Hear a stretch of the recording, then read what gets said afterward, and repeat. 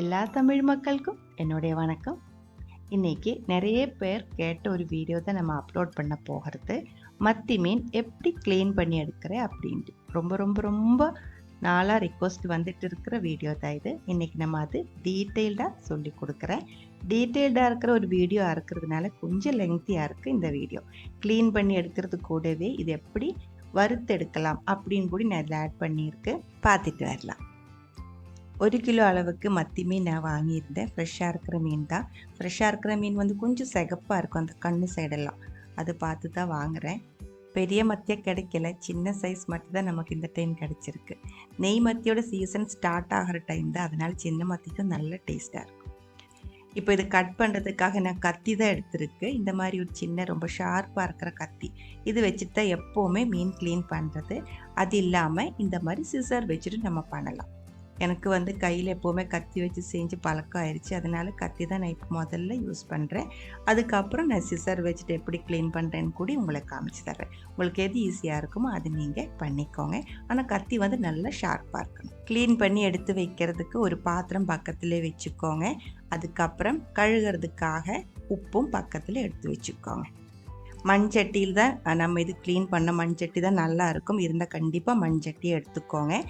மீனுக்குள்ளே நிறைய தண்ணி ஊற்றி தான் எடுத்து வச்சுருக்கு. ஒருத்தர் ஒரு டைப்பில் தான் க்ளீன் பண்ணிடுவேன். நான் இந்த மாதிரி தான் வீட்டில் செய்கிறேன். தலை வந்துட்டு அமர்த்தி பிடிச்சி அதுக்கு கீழே இருக்கிற இடம் வந்து கட் பண்ணி தலை எடுத்துக்கோங்க. அதுக்கப்புறம் அந்த வயத்தோட சைடு இருக்கு இல்லைங்களா, அது நீளமாக கட் பண்ணி அதுக்குள்ளே இருக்கிற வேஸ்ட் எல்லாம் வெளியே எடுத்துக்கோங்க. அது எடுத்ததுக்கப்புறம் உள்ளே வந்து கொஞ்சம் கருப்பு கலராக இருக்கும். அதெல்லாம் கத்தி வச்சுட்டு நல்லா க்ளீன் பண்ணி எடுத்துக்கோங்க. அதுக்கப்புறம் இதுக்கு இந்த சைடில் வந்துட்டு ஒரு சின்ன ஒரு விங்ஸ் இருக்குது, ஒரு சின்ன ஒரு ரெக்கை, அது கட் பண்ணி எடுக்கணும். அதே மாதிரி வாலுக்கு கொஞ்சம் மேலேயா ரொம்ப சாஃப்டாக இருக்கிற விங்ஸும் இருக்குது. ரெக்கைன்னு தான் சொல்லணும்னு நினைக்கிறேன். அதுக்கப்புறம் இந்த மீனோட செதில்கள் எல்லாம் உரிச்சு எடுத்துக்கோங்க. இதுக்கு மலையாளத்தில் செதும்பல், மீன் செதும்பல் தான் சொல்லிடுவேன். தமிழ் எனக்கு கரெக்டான வேர்ட் தெரியல. நான் வந்து கூகுள் பார்க்கும்போது செதில்கள் அப்படின்னு தான் எழுதியிருந்தேன். ஸோ உங்களுக்கு புரிஞ்சிருக்குன்னு நினைக்கிறேன். இந்த 2 சைடும் ஒன்று கூடி இல்லாமல் ஃபுல்லாக கத்தி வச்சு மெதுவாக க்ளீன் பண்ணி எடுத்துக்கோங்க. அதுக்கப்புறம் வால் கட் பண்ணிடலாம்.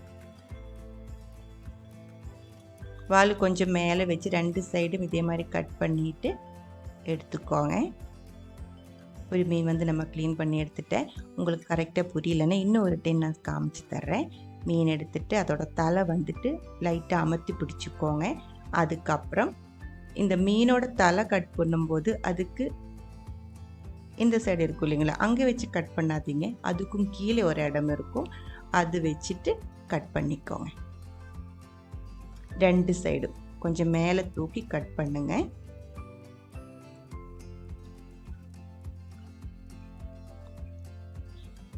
இப்படி கட் பண்ணதுக்கப்புறம் கத்தி லைட்டாக அமர்த்திடுச்சுன்னா தலை செப்பரேட்டாக கிடச்சிடும். அதுக்கப்புறம் இதோட வயரு இதே மாதிரி அறுத்துக்கோங்க. ரொம்ப நீளமாக அறுத்து வால் வரைக்கும் நீங்கள் கட் பண்ண வேண்டியதில்லை. அந்த வயர் மட்டும் கட் பண்ணதுக்கப்புறம் ஓப்பன் பண்ணி அதில் இருக்கிற வேஸ்ட்டு வந்து வெளியே எடுத்துக்கோங்க. சில டைம் அது இதே மாதிரி கருப்பு இருக்கும், இந்த ஓரமெல்லாம் ஒட்டி இருக்கும். அதெல்லாம் கத்தி வச்சுட்டு நல்லா க்ளீன் பண்ணி விட்டுக்கோங்க. இதெல்லாம் வந்து நம்ம கறி செய்யும்போது அதுக்குள்ளே பெட்டுச்சுன்னா டேஸ்ட் இருக்காது. அதனால் நல்லா க்ளீன் பண்ணி எடுக்கணும். க்ளீன் ஆகிடுச்சு. இப்போ வந்து அந்த ஓரமாக இருக்கிற விங்ஸ் வந்து கட் பண்ணி எடுத்துக்கலாம். சின்ன ரெக்கை இருக்கும், ஒரு சைடில் இதே மாதிரி கொஞ்சம் பெருசாக இருக்கும். வாலுக்கு ஓரமாக வந்து ரொம்ப சாஃப்டாக இருக்கிற ஒரு குட்டி ரெக்கை இருக்கும். நான் அதெல்லாம் க்ளீன் பண்ணிட்டு தான் செய்கிறேன். அதே மாதிரி தான் உங்களுக்கும் சொல்லி கொடுத்துட்டு இருக்கு. 2ம் கட் பண்ணதுக்கப்புறம் வால் அமர்த்தி பிடிச்சிட்டு நம்ம சொன்ன அந்த செதில்கள் எல்லாம் உரிச்சு எடுத்துக்கோங்க. செதும்பல் ப்ரொனன்சியேஷன் கரெக்ட் இல்லாருன்னு எனக்கு கமெண்ட்ஸில் சொல்லுங்கள்.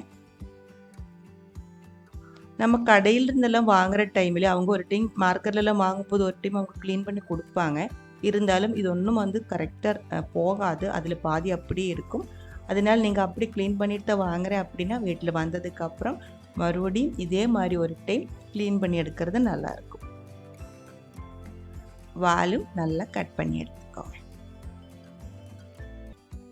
இப்படி தான் நம்ம கத்தி வச்சுட்டு க்ளீன் பண்ணுறது. நாங்கள் வீட்டில் எல்லாருமே கத்தி வச்சு தான் செய்யறது. சிசர் அந்த அளவுக்கு யூஸ் பண்ணுறதில்ல. இப்போ நான் உங்களை சிசர் கூடி எப்படி யூஸ் பண்ணுறேன்னு காமிச்சு தர்றேன். உங்களுக்கு மேபி அதுதான் யூஸ்ஃபுல்லாக இருக்கும்னு நினைக்கிறேன், கத்தி பழக்கம் இல்லை அப்படின்னா. இதே மாதிரி தலைக்கு பின்னாடியிலிருந்து கொஞ்சம் கோணையாக அந்த வயறு வரைக்கும் கட் பண்ணி எடுத்துக்கோங்க தலை. அதுக்கப்புறம் கத்திரிக்காய் வச்சுட்டு வயரும் கட் பண்ணி எடுத்துக்கலாம். கத்திரிக்காய் தானே சொல்லுவாங்க, கத்திரிக்கோல் தமிழில், மலையாளத்தில் கத்திரிக்காய் அப்படின்னு சொல்லிடுவேன். அதுக்கப்புறம் இந்த சிசரோட ஒரு எண்டு வச்சுட்டு அந்த வயருக்குள்ளே இருக்கிற அழுக்கெல்லாம் ரிமூவ் பண்ணி எடுத்துக்கலாம், நம்ம கத்தி வச்சு செஞ்ச மாதிரியே. அதுக்கப்புறம் இதோட ரெக்கை வந்துட்டு இது வச்சு கட் பண்ணிடலாம். இந்த சிசர் வந்துட்டு இந்த விங்ஸ் கட் பண்ணுறதுக்கும் வால் கட் பண்ணுறதுக்கும் ரொம்ப நல்லா இருக்கும் கத்தியோட. ஆனால் வயரெல்லாம் க்ளீன் பண்ணுறதுக்கும் எனக்கு வந்து செதும்பல் எல்லாம் செதில்களில் உரிச்செடுக்கிறதுக்கும் கத்தி தான் நல்லாயிருக்கும். கத்தி மாதிரியே இந்த சிசரும் பிடிச்சிட்டு அந்த மேலே இருக்கிற செதில்கள் எல்லாம் உரிச்செடுத்துக்கோங்க. ஃபுல்லாக எடுக்கணும், அங்கேயும் ரெண்டு சைட்லும் எங்கேயாவது ஒரு சைடில் இருக்கக்கூடாது. அப்படின்னா நம்ம குழம்பு வைக்கும்போது கறி வைக்கும்போது அதுக்குள்ளே விழுந்துடும், நல்லா இருக்காது சாப்பிடும்போது. இப்போ உங்களுக்கு அது புரிஞ்சிருக்குன்னு நினைக்கிறேன். கோணையாக வந்து தலை கட் பண்ணி எடுத்துக்கோங்க, பேக்கில் இருந்து வயரு கட் பண்ணி எடுத்துக்கலாம். அந்த சீசரோட ஓரம் வயத்துக்குள்ளே போட்டு வயருக்குள்ளே இருக்கிற வேஸ்ட்டும் ஃபுல்லாக ரிமூவ் பண்ணி எடுத்துக்கலாம். ரெண்டு சைடு இருக்கிற விங்ஸ் கட் பண்ணி செதில்கள் ஃபுல்லாக அந்த சிசரோட ஒரு சைடு வச்சு நல்லா எடுத்ததுக்கப்புறம் வாலும் கட் பண்ணதுக்கப்புறம் நம்ம எடுத்துக்கலாம். 1 கிலோ மீன் நம்ம இதே மாதிரி கட் பண்ணி எடுத்துருக்கு. இதெல்லாம் நான் கத்தி வச்சுட்டு தான் செஞ்சேன், நான் உங்களை காமிக்கிறதுக்காக தான் சிசர் யூஸ் பண்ணேன். மீன் கட் பண்ணி எடுக்கிறதோட ரொம்ப முக்கியமாக இருக்குது கழுகி எடுக்கிறது. அப்போ தான் இதோட நாற்றம் எல்லாம் போய் நல்லா ஃப்ரெஷ்ஷாக இருக்கிற மீனாக கிடைக்கும். நிறைய உப்பு போடணும், 4 டீஸ்பூன் ஃபுல்லாகவே உப்பு நான் இப்போ சேர்த்துருக்கு. மண்சட்டியில் நல்லா தேய்ச்சி தான் கழுகணும். மண்சட்டி கண்டிப்பாக வேணும். நீங்கள் ஸ்டீல் பாத்திரத்திலெல்லாம் போட்டு மீன் இதே மாதிரி தேய்ச்சி கழுகிருச்சுன்னா இதில் இருக்கிற அழுக்கு ஃபுல்லாக போகாது. இந்த மீனோட தோல் அழுக்கு அப்படியே ஒட்டி நிற்கும். மீன் வந்து இப்போ பார்க்கும்போது கொஞ்சம் மஞ்சள் கலராக இருக்கும். நம்ம இதை நல்லா கழுகி எடுத்ததுக்கப்புறம் மீன் வந்து அந்த தோலெல்லாம் ஃபுல்லாக நல்லா வெள்ளை கலரில் வந்துடும். அந்த மாதிரி நம்ம இது கழுகி எடுக்கணும். அந்த வெள்ளை கலரில் வந்தால் தான் அழுக்கு ஃபுல்லாக போயிடும். நல்லா தேய்ச்சி கழுகிக்கோங்க. 1 நிமிஷம் இல்லை 1.5 நிமிஷம் கை எடுக்காமல் இதே மாதிரி அந்த உப்பு சட்டியோடு சேர்த்து அந்த ரஃப்பாக இருக்கிற ஒரு டெக்ஸ்டர் இருக்கு இல்லைங்களா, அதில் நல்லா உரைச்சி கழுகி எடுத்துக்கோங்க. கொஞ்சம் நேரத்துக்குள்ளே மீன் இருக்கிற அழுக்கெல்லாம் சட்டியில் இறங்கி கை வழுக்க ஆரம்பிச்சிடும். அந்த டைமில் இதுக்குள்ளே நிறைய தண்ணி ஊற்றிட்டு நல்லா கழுகி எடுத்துக்கோங்க. நான் இது கிச்சன் சிங்கில் கீழே வச்சு தான் நிறைய பைப்பு தண்ணி ஊற்றிட்டு தான் கழுகி எடுக்கிறது. இப்போ வீடியோக்காக செய்கிறதுனால தான் இந்த மாதிரி பாத்திரத்தில் தண்ணி எடுத்து இந்த சட்டிக்குள்ளே ஊற்றிட்டு உங்களை காமிக்கிறேன். பைப்பு தண்ணி கீழே பிடிச்சி நிறைய நல்லா கழுகி எடுத்துருச்சுன்னா இன்னும் சீக்கிரம் க்ளீன் ஆகிடும். ஒரு டைம் நம்ம கழுகி எடுத்துருக்கு. இப்போ அந்த மிச்சம் இருக்கிற சட்டியில் இருக்கிற வேஸ்ட் தண்ணி கொட்டிட்டு அதே சட்டியில் இந்த மீன் மறுபடியும் மாற்றிக்கோங்க. இனி நம்ம உப்பு போட்டு கழுகணுன்ட்டு இல்லை, உப்பு இல்லாமல் இதே மாதிரி முன்னாடி செஞ்ச மாதிரி நல்லா தேய்ச்சி கழுகிக்கோங்க. 1 நிமிஷம் இல்லை 1.5 நிமிஷம் ஆகும்போது இதே மாதிரி நம்ம அதில் இருக்கிற அழுக்கு வந்து வெளியே இறங்கி கை வழுக்க ஆரம்பிச்சிடும். அந்த டைமில் நிறைய தண்ணி ஊற்றி நல்லா கழுகி எடுத்துக்கோங்க. தண்ணியில் அலாசி எடுக்கும் அப்படின்னு சொல்லு இல்லைங்களா, அதே மாதிரி நல்லா கழுகி எடுத்துக்கோங்க.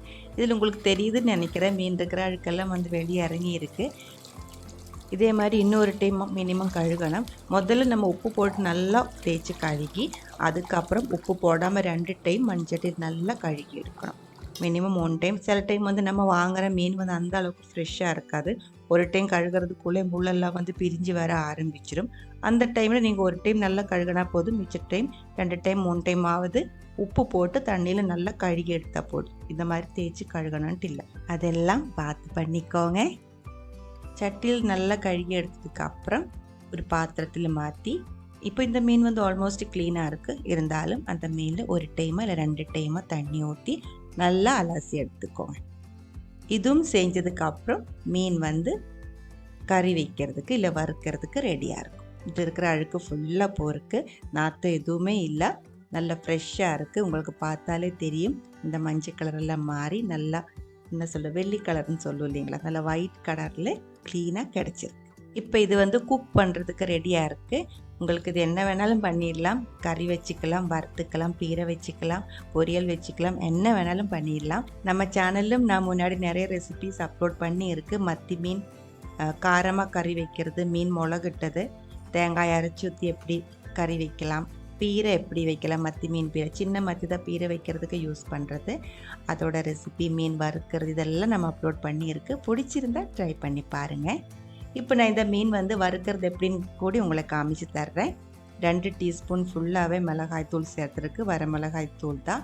1/2 டீஸ்பூன் மஞ்சத்தூள், 1 டீஸ்பூன் ஃபுல்லாகவே பெப்பர் பவுடர், 1/2 to 3/4 டீஸ்பூன் அளவுக்கு உப்பு.